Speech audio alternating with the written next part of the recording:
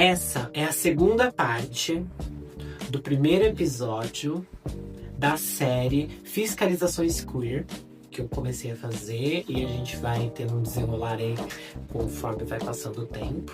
Na parte 1 a gente falou sobre as fiscais de materialidade, essas figuras que surgem nas redes sociais, nas ruas, em quaisquer lugar, dentro da própria comunidade também, reproduzindo o julgamento que sempre foi usado contra nós. Mas pra gente entender esse fenômeno, de como ele tá acontecendo agora, a gente precisa olhar um pouquinho pra trás e entender que o poder de fiscalizar, de olhar, de buscar ali a fiscalização da materialidade de alguém não começou no Twitter. Vem da colonização, da moral cristã, a ideia de pureza e do desejo de controlar a outra pessoa, o outro corpo, ou outras corpas, como uma maneira de se sentir pertencente ao sistema de opressão. Por isso que eu decidi dividir esse primeiro vídeo em duas partes, para que a gente pudesse digerir, respirar e continuar se aprofundando. E essa parte do vídeo é para quem quer entender as raízes, o porquê do nosso comportamento coletivo e o que ele revela sobre a herança que ainda carregamos no nosso olhar. Sou Trinidade Ponciano, jornalista, pós-mestranda em comunicação, Rajubá, pesquisadora, e convido vocês aqui a ter uma reflexão comigo. Vem comigo. Não, tá ótimo.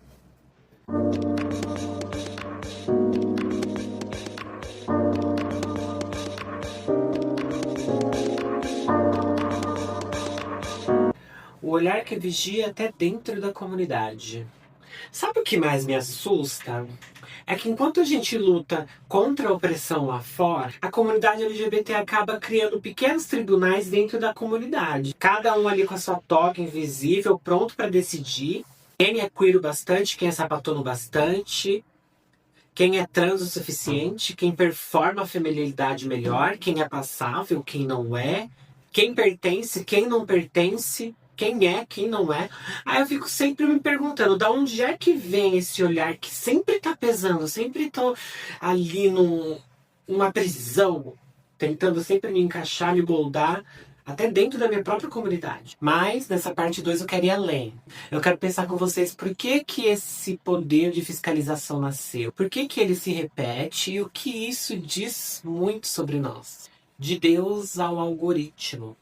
O olhar que hoje a gente chama de julgamento social nasceu lá atrás com as morais cristãs, junto com a colonização. Era um olhar de quem definia o que era um homem de bem e quem era um pecador. Quem deveria estar no centro e quem deveria e merecia estar às margens e não obter nada. Foucault chama isso de biopolítica. Vocês já devem ter escutado esse termo, né? Que é o controle dos corpos como maneira de poder, que é o controle dos corpos como uma maneira de obter o poder, se manter no poder. O que o colonizador antes fazia com os escravizados e o que eles faziam com os povos originários, a própria sociedade hoje repete, e até dentro dos próprios movimentos sociais. Tem pensadores e teóricos muito importantes, que eu até sugiro que vocês leiam depois. Aníbal Quijano, falando sobre colonialidade e poder. Judith Butler, falando sobre normatividade e performidade de gênero. E a Shirley Bembe,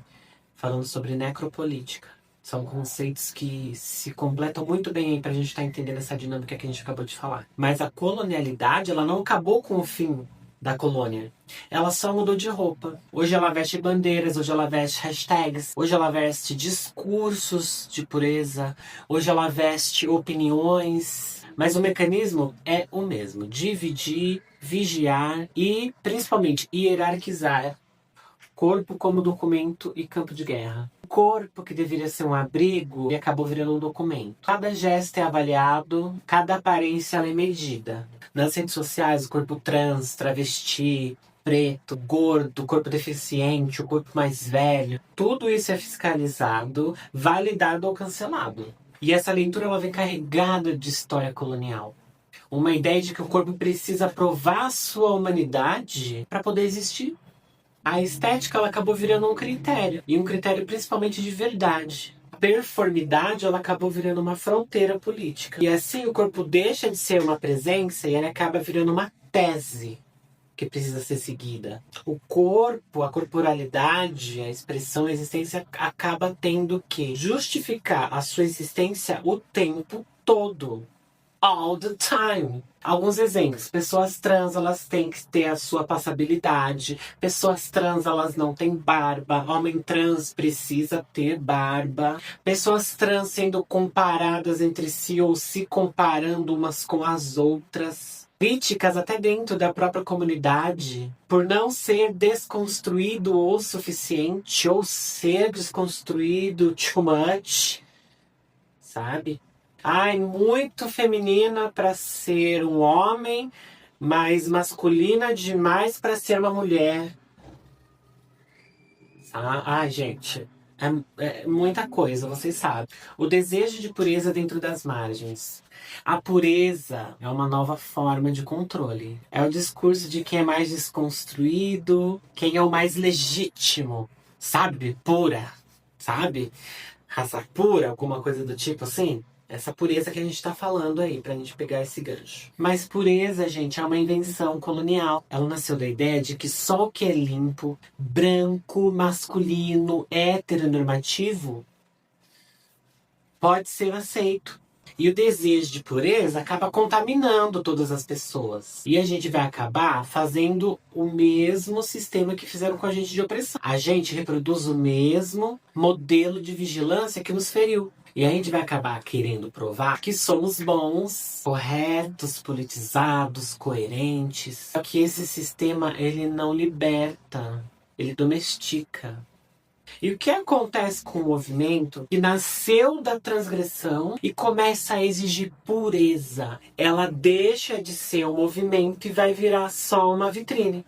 Por conta da fiscalização da materialidade. A materialidade, o que é visto, o que é mensurável ali visualmente, através do nosso olhar. É isso que vai contar. Não toda a subjetividade que é a humanidade da pessoa e tudo que atravessa esse ser humano. O ciclo do julgamento, o espelho colonizado. A fiscalização, ela começa quando o oprimido começa a se olhar no espelho e ela vê o opressor. É quando a gente passa a reproduzir o olhar que um dia nos destruiu. É o que eu tô falando aqui muito pra gente pegar bastante nesse ponto. A sociedade ensinou que pra gente existir, a gente tem que se adequar. Isso é um fato, gente. Pegue aí na existência da vida de vocês quando vocês estavam crescendo. Sempre teve coisas pra gente se adequar. Sempre. Ah, mas eu não vivi assim. Então você é muito sortuda, porque é assim que acontece. Mas quando a gente traz esse modelo pra dentro da nossa comunidade LGBT, pegando a comunidade LGBT em questão, que é o motivo de eu ter começado a fazer essa série, a gente transforma a libertação em competição. É engraçado, né? Porque enquanto a gente tá aqui se lascando, o poder em si tá só rindo e agradecendo que a gente mesmo tá se matando. A gente mesmo tá fazendo um trabalho que por anos foi deles. E agora eles não precisam mover um dedo para que isso aconteça, porque a gente já tá reproduzindo e fazendo. Olha que bonito. E o pior é a gente fazer isso, achar que está sendo político, né, nessas fiscalizações internas e militâncias e as nossas opiniões, quando na verdade a gente está perpetuando as hierarquias de destruição e morte.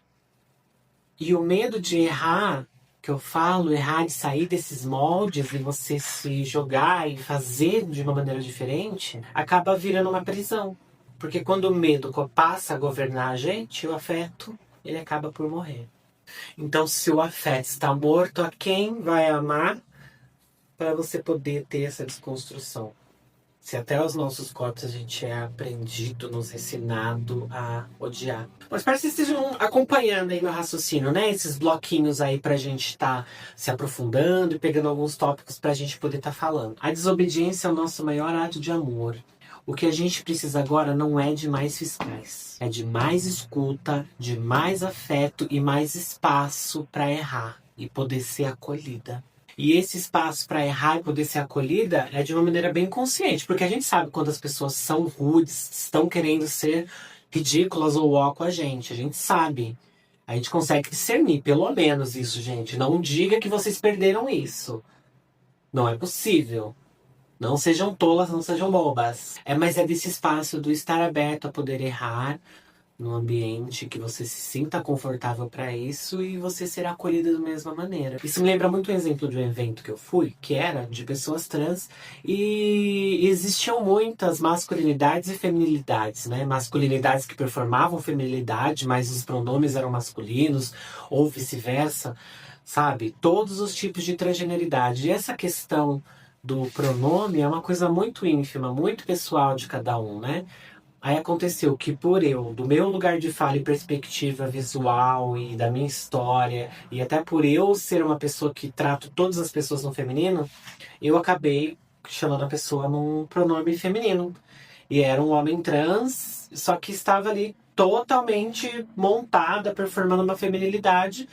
E ele me deu um fecho, sabe? Assim, não teve um acolhimento de uma pessoa trans para outra pessoa trans, sabe? É desse lugar de errar e ser acolhido, de afeto entre os nossos, que eu tô querendo falar, mais ou menos. Só dei isso como um exemplo. O poder colonizador nos ensinou a vigiar. Mas a nossa história sempre foi de desobedecer as normas e as regras. Carinhosamente falando, não de maneira pejorativa, a desobediência é o nosso maior ato de amor. Porque amar o outro é aceitar essa complexidade que ele é. Que a gente possa deixar esse olhar do colonizador que espelha na gente de lado e que morra. E que nasça ali um lugar de um olhar que acolhe, que não fiscaliza e que principalmente seja libertador. Tanto para você quanto para as pessoas ao seu redor. E para o seu olhar, para o seu discurso. O olhar colonizador ainda vive dentro da gente. Ele veste discursos novos, ele se esconde em hashtags, às vezes fala em nome da liberdade. Acreditem, sim. Vem travestido de opinião, mas continua fiscalizando, hierarquizando, controlando as nossas corpas. Então a questão é, será que a gente consegue se libertar se a gente continua seguindo, reproduzindo o mesmo padrão de julgamento que um dia nos oprimia? Então, no próximo episódio da série, a gente vai falar um pouco sobre outro ponto de vista, sobre como o discurso de liberdade ele acaba se tornando uma prisão, um novo tipo de prisão. A gente vai falar sobre a ditadura da autenticidade e o peso de ter que ser você mesmo o tempo todo dentro de um sistema que tem tantas regras que te aprisionam. Por quê? Às vezes, o que chamam de autenticidade é só mais uma forma controlada de controle. Gratidão a todos, obrigado por assistir esse vídeo aí, curte, comenta, compartilha. Dentro dos blocos aqui também, se vocês gostaram de algum que mereça um vídeo para me aprofundar melhor aí, que mereça um vídeo mais longo, pode mandar aí pra gente, que a gente barbariza, arrasa.